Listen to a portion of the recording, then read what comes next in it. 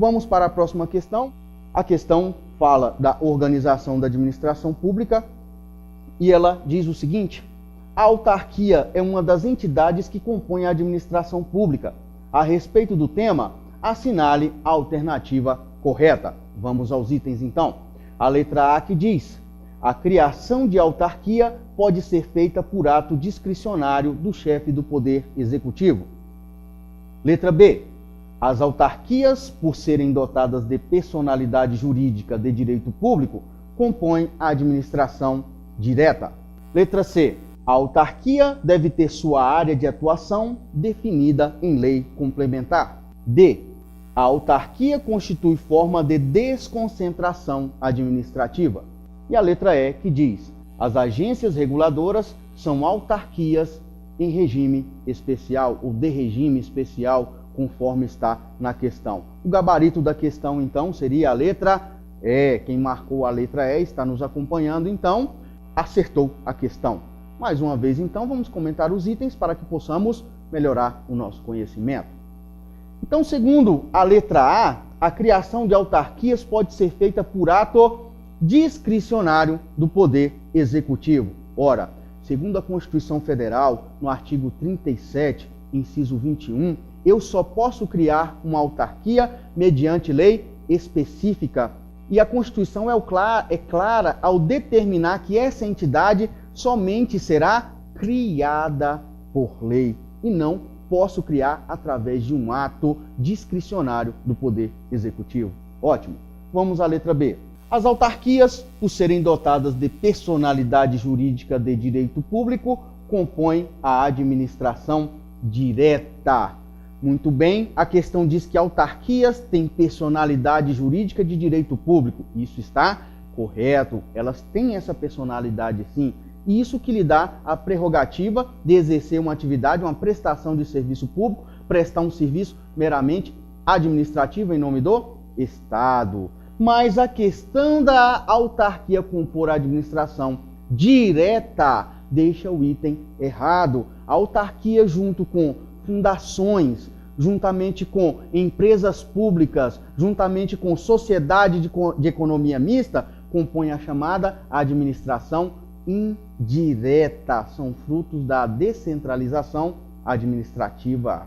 Bem, e a letra C que traz: a autarquia deve ter sua área de atuação definida em lei complementar. Muito bem, vamos fazer referência mais uma vez ao artigo 37, inciso 21 da Constituição, que consagra a criação das entidades da administração indireta. Segundo esse artigo, as autarquias deverão ser criadas por lei. Continuando, dando sequência, ele diz ainda que lei específica deverá autorizar a instituição de empresas públicas, sociedade de economia mista e fundações. Dando sequência, ela ainda informa que caberá a lei complementar deveria definir a área de atuação das fundações e não das autarquias. Fundações, sim, devem ter sua área de atuação definida em lei complementar. A letra D, que diz: a autarquia constitui forma de desconcentração administrativa. Ora, a questão está errada. A autarquia, conforme já dissemos, possui personalidade jurídica de direito público, ou seja, o Estado transferiu uma atividade que era sua para um outro ente, uma outra entidade que possui personalidade jurídica. Nesse caso, o Estado não está praticando a desconcentração, e sim a descentralização administrativa. A desconcentração acontece quando o Estado se subdivide internamente dentro da estrutura de uma mesma pessoa jurídica. Muito bem. A próxima questão ainda trata da organização da administração pública. Nós vamos falar um pouquinho sobre empresas públicas e sociedade de economia mista no item. Olha o que diz o comando da questão. Assinale a alternativa correta no tocante às empresas públicas e às sociedades de economia mista. Letra A. As empresas públicas são instituídas pelo poder público mediante autorização de lei específica, sob qualquer forma jurídica e com capital exclusivamente público. Letra B.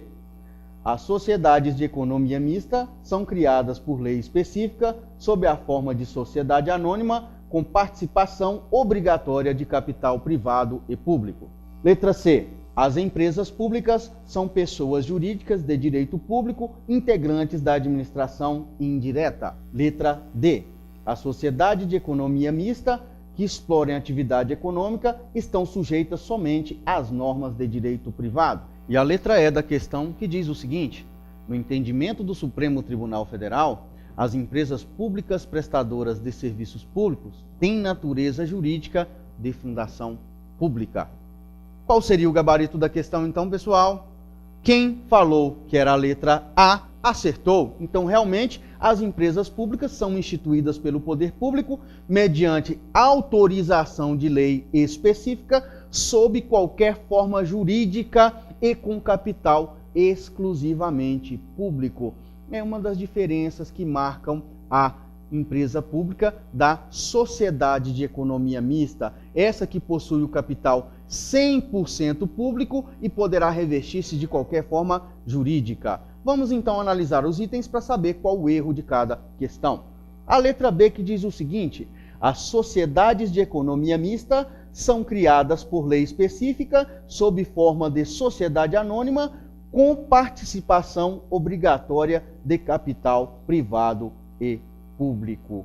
Muito bem.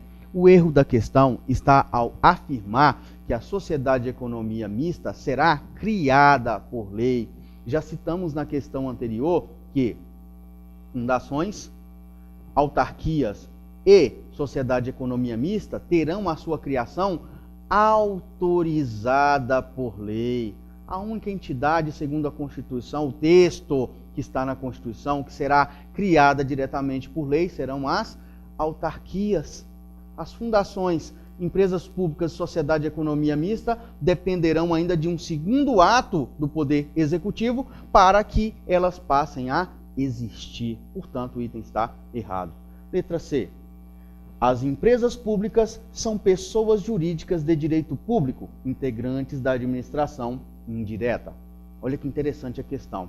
Afirmar que empresas públicas têm personalidade jurídica de direito público.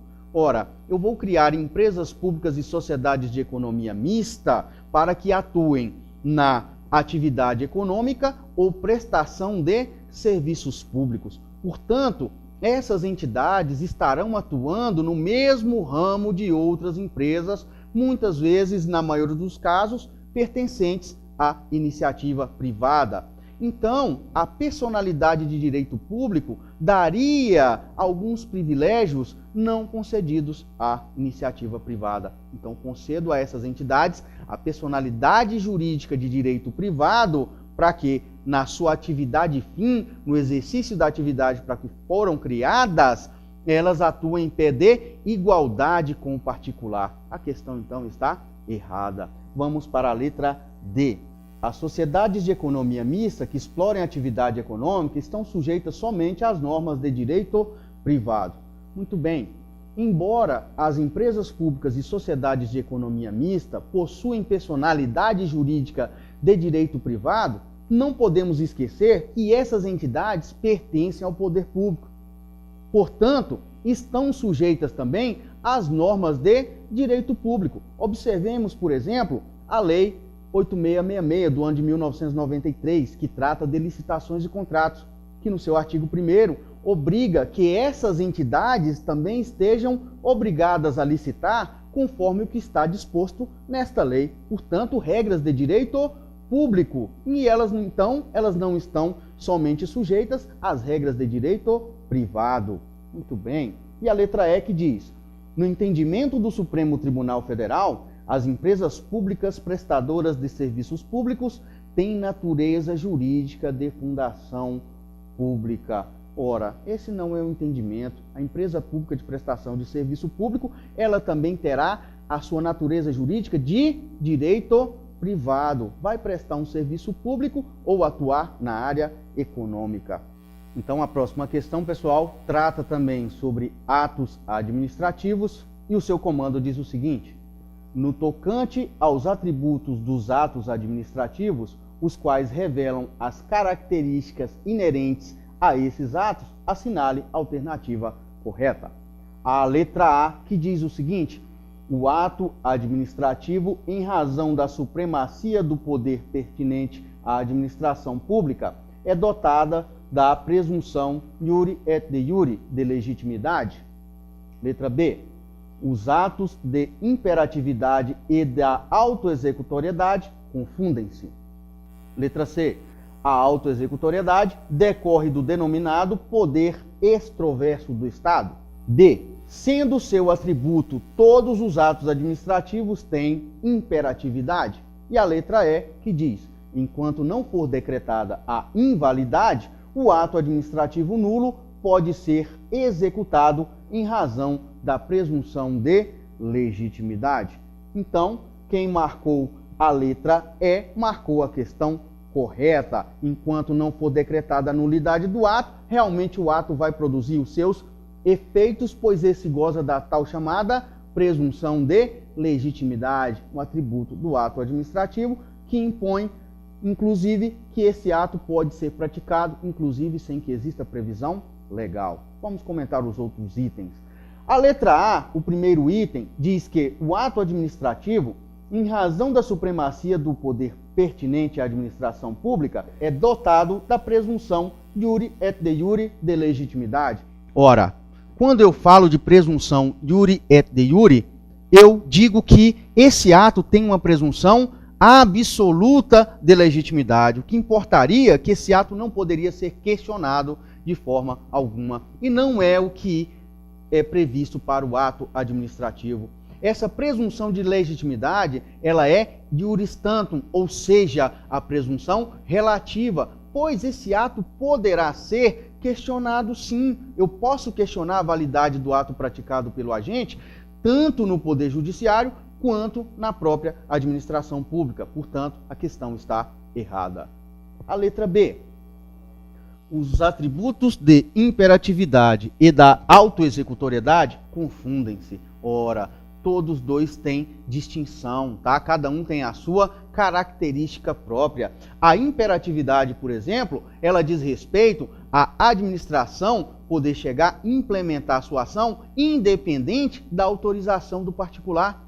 Já a autoexecutoriedade permite que essa ação praticada pela administração produza os seus efeitos de imediato. Portanto, os dois são diferentes, tá? Cada um tem a sua prerrogativa. O item está errado, vamos para o próximo. Letra C.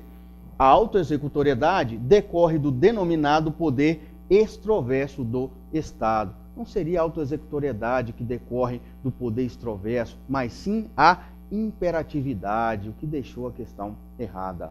Letra D.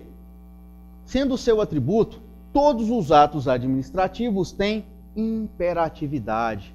A imperatividade é um atributo dos atos administrativos, porém, não está presente em todos os atos. Um exemplo é uma autorização para construção, que a pessoa se dirige ao poder público, solicita aquela autorização e o poder público não está lhe impondo essa autorização, mas está lhe concedendo. É algo que a pessoa, o cidadão, precisa para exercer um direito seu e a administração não lhe impõe. Portanto, é um exemplo de ato que não é dotado de imperatividade.